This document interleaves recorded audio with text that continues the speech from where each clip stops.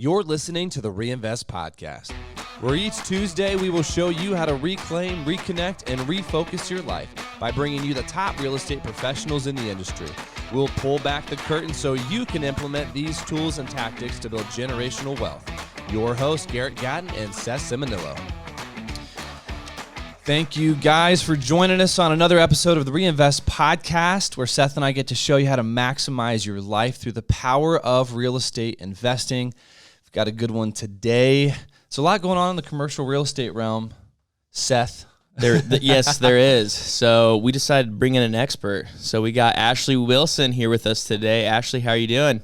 Great. Thank you so much for having me on. Yeah, it's good to have you. Ashley's our neighbor just east in the great state of Pennsylvania, which is like my preferred place if I don't want to go too far to camp. There is like beautiful hills. Now, and we're Northwest Ohio, so everything is flat. So Pennsylvania looks like, I don't know, like the Himalayan mountains compared to where we are. So it's a beautiful country there. How are you doing this morning? Excellent. It's great weather finally.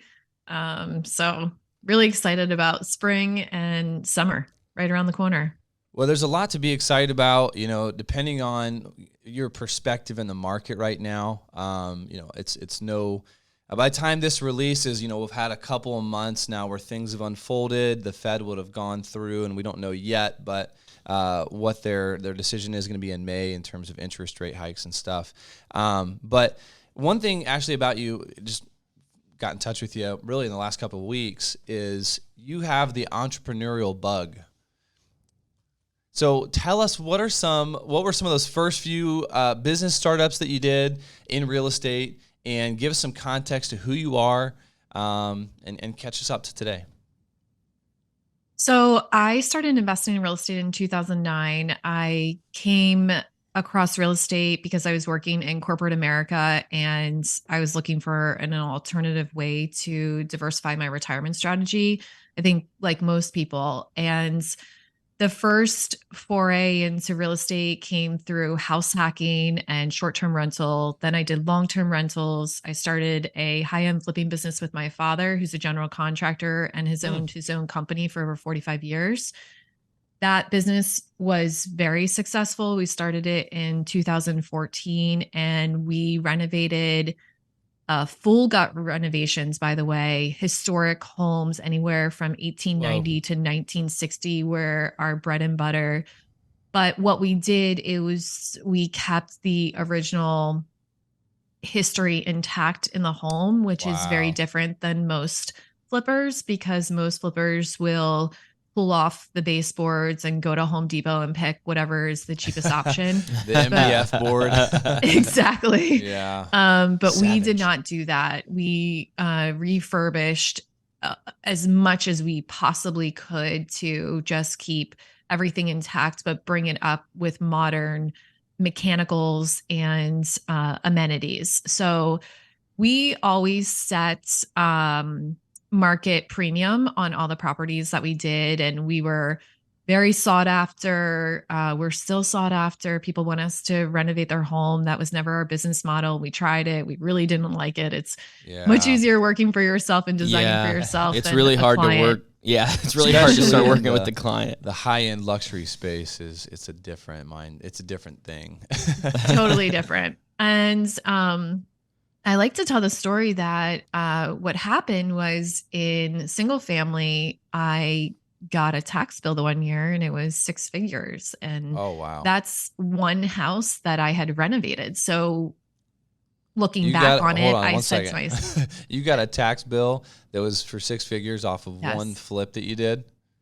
Not off of one flip, but off of an entire year of doing it. So okay. Wow. Essentially, the way I looked at it is I flipped X house for free.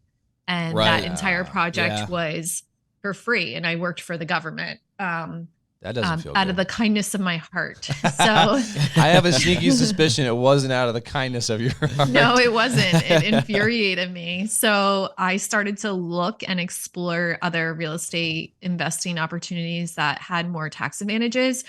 So basically what I tend to look at in my mindset is that every challenge actually has an opportunity. And if you work hard enough, you can figure out what that opportunity is. So most people look at taxes and they look at it as a downfall and they're very frustrated with taxes. But instead of being frustrated at it, there's always a loophole. You always can figure out what the advantages of playing the tax system are as well. So what I did was I aligned myself with really good tax experts. I still utilize them today. In fact, we have a meeting once a year where the subject of the meeting, the only topic of the meeting is how do I not pay taxes this year? And it's all based on how do I use the tax codes to defer my tax liability and exposure for that year. And it's all about what I buy, how I buy. And that's what led me to multifamily real estate. And it's all legal. Yeah. And it is all legal. No one call the IRS on Ashley. No, I mean, and the thing is I think that most people are at a disadvantage because they're using a CPA who, oh yeah, I know tax code, but they also know, other specialties where you need someone whose sole specialty is real estate. And that's the difference. And can you talk about the difference between a tax strategist and a CPA? Because there is a difference. One is looking back reactively. Hey, how'd you do this year? Let's get all the paperwork around and see where the chips fall. No one likes that strategy. But then, like you said, to have someone sit down with you once a year to say, okay, Ashley, what's the game plan for the year ahead so that you owe, zero taxes? That is a way different mindset than what a lot of people have. A CPA is someone who knows the tax code. A tax strategist is knowing what is also coming down Washington. So in terms of how do you position yourself based off of tax legislation that may or may not go through is hugely beneficial. You get ahead of the curve, case in point, opportunity zones. So I was invested in a property that was in an opportunity zone. And at the time that, this was all going on, I was just starting to align myself with a tax strategist. And if I had been with them, a couple years prior, that investment would have probably been magnified in terms of the returns because we would have structured it differently. So that's really the difference. And you need both. You really do. And if you can find someone who almost doubles as both, that's great. But aligning yourself with a firm that specializes in real estate or has a department that specializes in real estate and you just work with that group, you can find that you can put yourself to such a huge advantage. And that's what I was able to do. So I went from paying six figures in federal taxes to then the following several years being able to defer all of my federal taxes for the previous year. And what's great about deferral is it's not a use it or lose it situation. So it carries forward, whatever gets unused carries forward. Now, I am not a CPA, so you need to check all of this information that I'm telling you with your CPA so I don't get in trouble. But the way I understand it is the following, and my experience has been the following. So that is why I transitioned, to commercial. And then there are other real estate asset classes that have the same benefits. But to me, multifamily, you have a hedge against inflation, right? It's a recession resistant asset class historically. So when I looked at where we were in the market cycle, do I want to go into, something that does not have a strong track record during previous recessions, or do I want to go into something that actually typically either is stable or increases in value during recessions, and performs very well during recession? So there are tons of reasons I went into multifamily, but that was kind of the preliminary reason that launched me into multifamily. So 2009, you started. Dad was a contractor. You were making it happen, finding success in the residential side of things. Wasn't sustainable, so you pivoted into commercial real estate, multifamily specifically. You founded Bar Down Investments. Is that the entity that you were acquiring multifamily kind of at the inception of when you started focusing there? Yes. So I started Bar Down in 2018. So Bar Down, the the reason behind the name is my husband was a professional ice hockey player, and Oh, bar wow. down is the best shot you can take in hockey. And it involves a lot of precision, a lot of practice. And what we wanted to provide and showcase to our Wow. investors and everyone we work with is that we do things with intention. We practice a lot, so we take perfect shots. So Wow. that's the conception behind the name, but that is what we do business under for our multifamily Yeah. purchasing arm. And before we started recording, you were telling us a little bit of kind of what led up to Apartment Addicts, which is, we're probably going to talk about that a little bit more here because that's where you pour your energy. So take us through, what were some of those investments early on through Bar Down with your husband, and then how did you start Apartment Addicts? So when I first started investing in commercial, I started, my husband did a little bit, but not that much. I actually partnered with another group. And the way I was able to leverage existing skills, I get asked every day, all day, how can I work with you? But no one leads with, this is the value I add. Is this a deficit for your current operations? And that is what I did to get my foot in the door for multifamily. So what I did is once I decided I wanted to get into multifamily, now keep in mind, I hadn't even done a duplex before. Wow. So I said, I went around and I started telling people I want to do large commercial real estate. And it just so happens one of the first or second people that I told this to was under contract for a 124 unit in Houston, Texas. And one of the buildings had just burnt to the ground while they were under contract. And none of the partners had any knowledge or experience with renovation or construction. Whoa. And they looked at my skill set. So what I said is, I didn't just say, I want to be involved in large multifamily. I said, I want to be involved in large multifamily. And the value that I think I can provide is I am very well versed in construction, both residential and commercial. I've done new construction and rebuilds and renovations, full gut renovations, 6-figure renovations, and I do them quickly and efficiently. And I can manage projects for people on the construction side. So that's how I was able to get my foot in the door, because they had a void in their partnership team. I came on, and when I started working with them, I realized right away that no one was doing asset management. I had never asset managed a commercial property before, even a duplex, as I mentioned before. I had done single family rentals. I had done Airbnbs and house flipping, and I had been successful. To be honest with you, I've been successful at all of them. And so I took all the skills that I learned there, and I came from corporate America, where I always worked in a remote capacity. And I worked in vaccine development, running clinical trials prior to regulatory approvals. So I knew how to put systems and process in place. And I took the exact same approach. And I just tried to consume as much information as possible, work with different people, just listen. I just listened constantly and asked questions. That's all I did for about 1.5 to 2 years.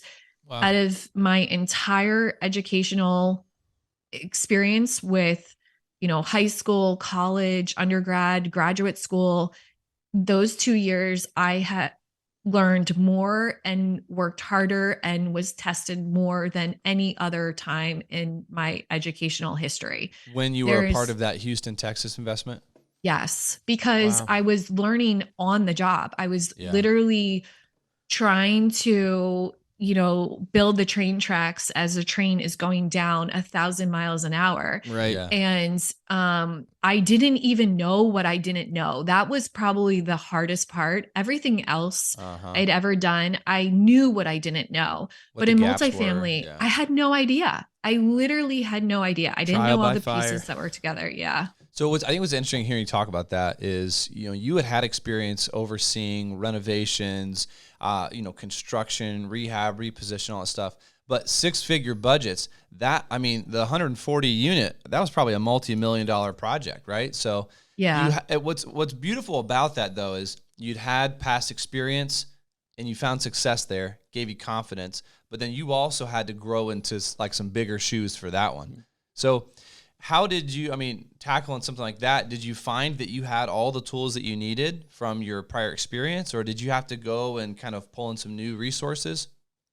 The construction I was fine with. I actually rebuilt the building in under 6 months. With your bare hands?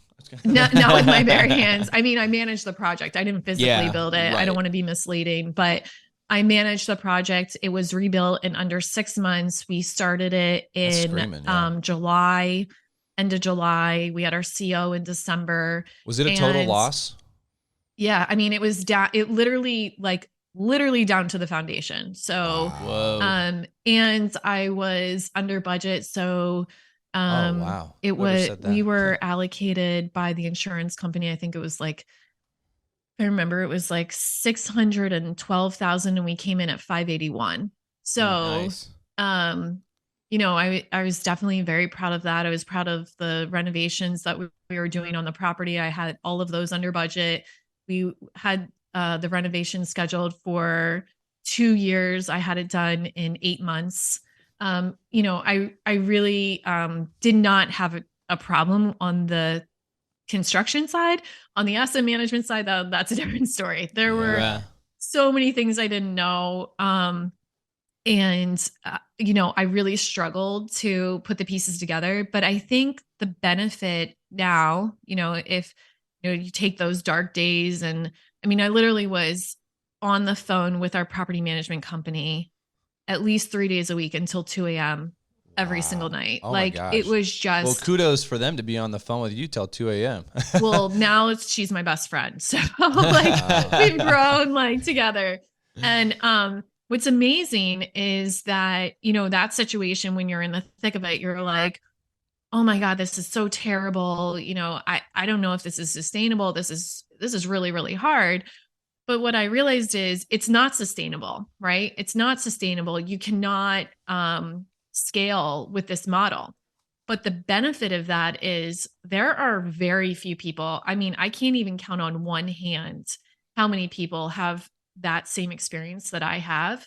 So in terms of, you alluded to earlier, my coaching program that I started with Jay, Apartment Addicts. And Jay Scott, just for anybody else who's listening, who was kind of like the Bigger Pockets original guy. So yeah, how did you guys get paired together and what's that look like? Yeah, so I'll just finish this one thought here, which is that entire situation has led me to build out what I believe is the most robust coaching program. Because all of the other coaching programs that I looked into when I was struggling only showed you how to find apartments and how to raise capital for them, but no one told you how to operate them. No one knew how to operate them, and no one knew how to put all these pieces together, because I was forced into this situation where I had to literally do absolutely everything from soup to nuts.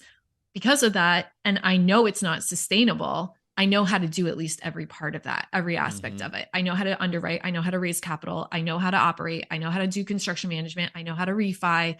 I know how to do all of these things that most people don't know how to do. And I know how all the pieces fit together.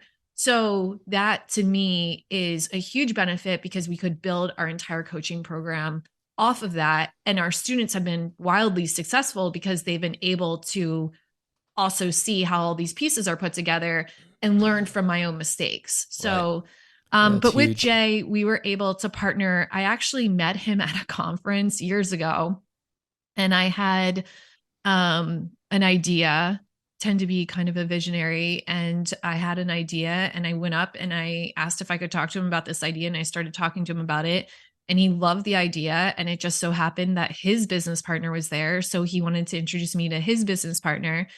So then I grabbed my husband. So the four of us then spent the next 2 hours at this conference in a side room talking. We then worked together for 3 months, and we all came to the conclusion that it wasn't a viable option. From more on the government side of things, that created too much red tape for us to scale it to the level we wanted to scale it at. But now we kind of had like some basis as to how we worked. And, we had mutual respect for each other, and we had this kind of sampling of working together. And then I eventually ran into him at a project where I was brought in to consult. And he saw how I operate, and he saw how I restructured this portfolio that wasn't doing well. And he called me, I honestly, probably when the plane landed, when I got home, and just like said, what can I do for you to teach me? I'll do absolutely anything that your business needs if you will teach me everything you know. And then he asked if he could partner with me. And then I asked later if he could come on as not just a partner on one property, but as a partner in the project. Yeah. And the irony is, our board now consists of myself, my husband, Jay, and his partner that I met years before. Oh, Wow. So the four of us, still to this day, not only do we have bar down investments, but our personal investments, we invest together. So when, someone brings us another multifamily as passive investors, or if it's a tech company, we're involved in so many things together. We're involved in a rum company together. As GPs really cool. Actually on the rum company. So we just now are so tight knit, and it all started, you got to walk before you run kind of philosophy. Yeah, that's so much there that somebody could unpack in terms of how to put yourself out there, how to network, why to network. And when it doesn't turn out into something immediately, you're still putting seeds in the ground that could take later and for a different season, a different time. And it still has value to do that, So one of the focuses of this episode, why we wanted to bring you on, a lot of changes going on in the market right now. There's that kind of proverbial, like when the tide goes out, you see who's swimming without their britches on. So one of the things I want to ask you is, how do you sharpen your operations in a tightening market? How do you don't have as many levers to pull. You can't rely on rent growth to take you there and to kind of like pick up your mishaps and maybe miss timelines on a renovation or a reposition. You can't just rely on the appreciation to help you refinance. You have to drive and actually execute a business plan for the properties that, people are managing and are owning. So give us maybe a good place to start would be the consultation that you did where you met Jay. When you came into that group and looked at their portfolio that maybe was underperforming or whatever, what were the things that you looked at, the indicators, to even craft a new plan and steer the ship in a different way? Everything. So all the way down to their initial underwriting assumptions, pro forma. I looked at the market. I looked at their debt structure. I looked at their comp analysis. And then, so I did all that groundwork before I even got to the property. And then I looked at their performance metrics and what they were hitting, what they weren't hitting, and where I thought they should be hitting. So I came into, before I arrived on location, I already had a good sense, because there's a lot you can do with technology today. I mean, even with Google Maps, you can go down Street View and get a sense of, the area.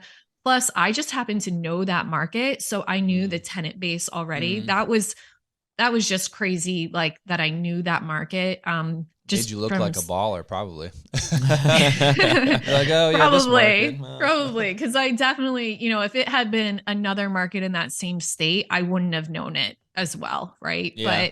But I had it just, a little bit of luck on my side, I guess you could say. So then what ended up happening is, once I got to the site, I kind of like had a plan of like, okay, I need these people to check, because we're only there for a certain amount of days. And basically I'm like doing DD all over again. Right. So I need, someone to go to the permits office to confirm how many new builds are coming online. I need someone to shop the comps. I need someone to, and I drove them, but I didn't shop them. I didn't have time to shop them because I also had to go on site. Then I interviewed the PM company, saw what they were doing. I toured units. I got a sense of like what was going on. And then we went to Starbucks and I sat down and I was like, these are the things we need to do. These are the things we need to change. And starting with redoing all of your underwriting and your underwriting assumptions and your business plan. I think a lot of people do a couple, I'll say 3 major things wrong that get them into hot water. Yeah. Number one, actually say 4.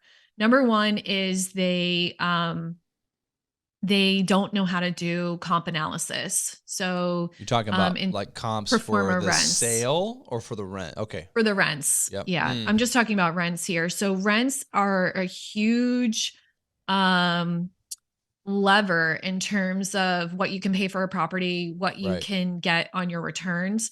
$10 can change your sale price by $1 million, right? And also your rent jumps by year.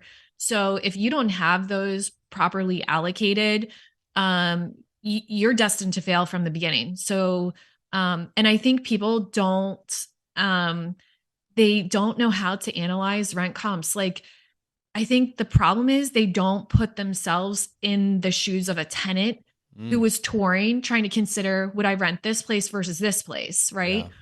Yeah. I would, in my experience, a in-unit washer dryer typically equates to a $50 premium. Mm. Almost exclusively across. I haven't come across a market that has not been the case. But people will say, "Oh, well, we have a laundry facility and we have a better pool, so we're going to get the same rents." And that's just not going to happen, right? So unless Gotcha. you're putting a washer dryer in there, so something like that. That's number one. Number two is they structure with the wrong type of debt. The debt really is not well thought out. All that people think about is, how do I get the cheapest debt? So my cheapest cost of capital equates to a higher purchase price, because at the end of the day, your purchase price is directly tied to how much your capital costs. If someone's capital costs less, they Yeah. can pay more for a property. Both on debt and equity side. They don't think about it in terms of, where are we in terms of the market cycle? What debt options are coming down the road? Like, Yeah. everyone knew that we were about to hit a recession, and typically we see interest rates kind of go up and then go down, right? And settle out. And we're having these interest rate hikes, and people have variable debt, variable interest rates, right? And they didn't buy appropriate caps on that debt. Third is they don't have enough reserves. People are very just frugal on their reserves. They're terrible with reserves. They don't want to have too much in reserves. So in terms of, can I comment on it just for a second? Yeah. I think, and correct me if I'm wrong, if you see another factor at play here, please interject. If it's my property and I own the property, and it's maybe just a tight joint venture, or it's just myself and one other partner or something like that, I'm okay with leaving money in the operational account and not taking it, because I know I've got income streams coming from somewhere else, so I'll probably be a little more liberal with those reserves. But the temptation, and I'm not saying this is right, the temptation is when you have other investors that you have made commitments to on returns, or you're trying to raise and attract them and compete with other investment vehicles that they could put their money into. You want to lever as much as possible to make those returns as strong as possible. That's the temptation. And that's where people are getting in trouble, I think, right now. So, and ironically, it should be the opposite, right? Like, if I'm investing with other people's money, I should even be more conservative to have a reserve set aside. So, I mean, you're saying that they're not raising enough reserves just so that they're raising less money to have a higher return. Is that what you're kind of getting at? Yeah, absolutely. To make it look good on paper to get people attracted, So, I mean, I think that's a breakdown in failing to educate your investors correctly. My investors, like Jay and I's investors, our intention is not to get you money in the short term. Our sole objective is to maximize your return over a longer hold period. So if you're investing with us because you need that 6 to 8% cash flow every year, and that's going to make or break you, you should not invest with us, because we're trying to do is we're trying to take your dollar. Why? It doesn't even logically make sense. Why would you invest $1 and then want that dollar back right away if then in the long term wouldn't magnify your return. Have a little patience and realize that those investment dollars are working to make you more money in the long term. So I think people invest for different reasons. So in terms of our syndications and what we offer on our syndications, we offer what we're doing, and what we specialize in is heavy value adds and heavy repositions. If you're going to invest in a core plus asset, a stabilized asset, there are completely different return expectations. And for that, I would say, yes, you need to kind of live up to what you've painted as a picture. I think most syndicators out there are trying to play both sides, and you really can't, or you really shouldn't. What I should say, not saying you can't, you can, but you sacrifice one versus the other. To me, we've been in positions before where we've had capital to return on multiple occasions, cash flow to return. And I literally meet with the investors and I say, we have distributions that we could distribute right now, but I'm holding them. And I'll tell you why I'm holding them. I have never had an investor call me afterwards and say, I think you're doing the wrong thing, or I want my distribution. I've not had a single person. And we've had this happen on multiple occasions. We had a property where it was under contract, and that property this was a property that I partnered with. It wasn't one that we initiated at Bar Down. So not to throw anyone under the bus, but the underwriting was very tight to be able to execute. It was almost impossible to execute the way it was underwritten. And I didn't know that at the time. I got brought in very last minute, and the data that was sent to me supported the business plan. But in reality, that data was all wrong. So I didn't know that until I got into the thick of it. And we didn't do distributions for 2 years. 2 years. Wow. We were finally able to do distributions, but the market was turning, and it was very opportunistic to put the property on the market. So I met with the investors in January of 2021, and I said to them, here's the thing. We have money to give very healthy distributions, but I'm telling you why we are not going to do distributions. We aren't going to do distributions because we're going to put this property on the market, and this property can give a very healthy return to you if you just trust me by not doing this. Because alternatively, if we do distributions and something comes up during due diligence, we potentially might have to do a capital call to get that money back to do a renovation on the property. Not that I thought that there would be, but you never know. You never know what a buyer is going to do. Everyone agreed and said, hold the no one questioned it. No one questioned it. That property returned 31 IRR and a 34 AAR in a 2.5-year investment. I bet they were happy. They were ecstatic. And all of those investors reinvested because it's all about communication. I constantly told them everything we were doing, and I showed them, I know you aren't getting distributions, but here's the data. They had access to all 17 financial reports that we get as operators every single month. And I said, here's the trending data. You can see the property is doing better. You just have to trust me on this and let me continue to hold the capital. Yep. Because I'm telling you, if I can hold the capital and I can use it when it's needed, you're going to make a very good return. So you had said 4 keys. So, number 1 was not looking properly at the rent comps when you're doing the underwriting, not having the proper debt structure, and then not having adequate capital reserves. So what was the 4th thing there that people go wrong? The 4th, and probably the most sexy thing that everyone's been talking about, and I've been talking about it since 2018, is everyone relies too much on cap rate compression. And how can you rely on cap rate compression when we were at, I was in the Houston market at this time, right before everything, flipped. But like some of these properties, we were talking like C-class properties are trading like sub 4.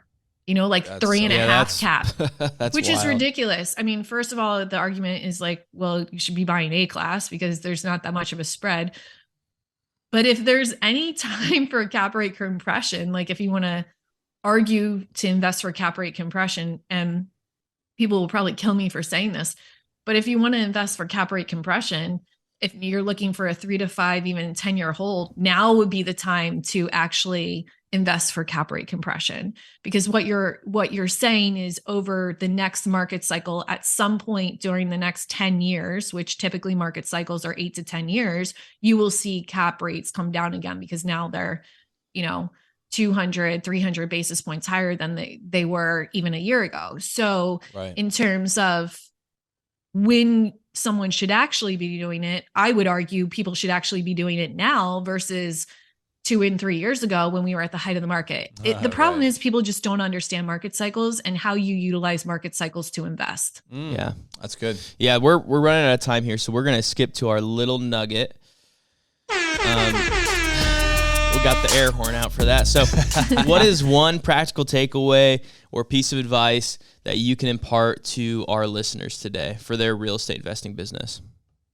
You are who you surround yourself with the most. So whether, you're the average of the 5 people that you hang around with the most, but being around like-minded people, whether it be in life or in business, will inevitably propel your career and your why. So make sure you choose your time wisely. Yeah, that's awesome. That's good. Tell us about Apartment Addicts. You kind of alluded to that. And maybe for some of our active investors who are looking, like, what's a good resource to grow kind of as an investor? Apartment Addicts is our coaching platform and mastermind platform. It has different levels depending on your own personal experience. So what we're doing within the communities is we are matching like-minded people, just exactly what I was saying before, with each other to help everyone grow to the next level. So we have everything from entry level, you've never done a deal before, you're new to real estate investing, or maybe you aren't new to real estate investing and you want to get into multifamily, to people who are already in multifamily and are starting to build a business out of it. Maybe they've just left their W-2, to people who've already left full-time, are building now an empire. And that's the mastermind. The furthest down that continuum is the mastermind group, which is an annual membership with an in-person retreat, but it's once a month masterminding on more, it's not necessarily multifamily. It could be business oriented topics to help your business grow to the next level. Yeah. High performing people with established businesses looking to scale. Yep. Cool. And then where would they, is it apartmentaddicts.com, or where do they find that information about that? Apartmentaddicts.com, and you can find information on all of those programs there. In September, we haven't announced this yet, but look out. In September, we're doing an apartment tour. So awesome. It's either 2 days or 3 days in Houston, Texas, and we're going around to the apartments. So you get on-site training. If you're an Apartment Addicts member, you get that, trip for free. So the event for free. But not only is it on site, but we also have training at our hotel, and we're doing some great events alongside of that as well. So it's going to be a lot of fun, but that'll give everyone firsthand training. We've done this before with our students. We've never opened it up to the general public. So this will be the first time that it's available for both our students and the general public. That is awesome. Well, and Ashley, we'll put all your social media information in the show notes as well, so people can find you. Thanks for coming on today and helping us make sense of some stuff in the operational world of real estate. Thank you so much for having me again. Awesome. As always, excited that you joined us on another episode of the Reinvest Podcast. If this episode added to your tool belt or left you feeling inspired, go ahead and share it with a friend. Stay tuned every Tuesday for new episodes.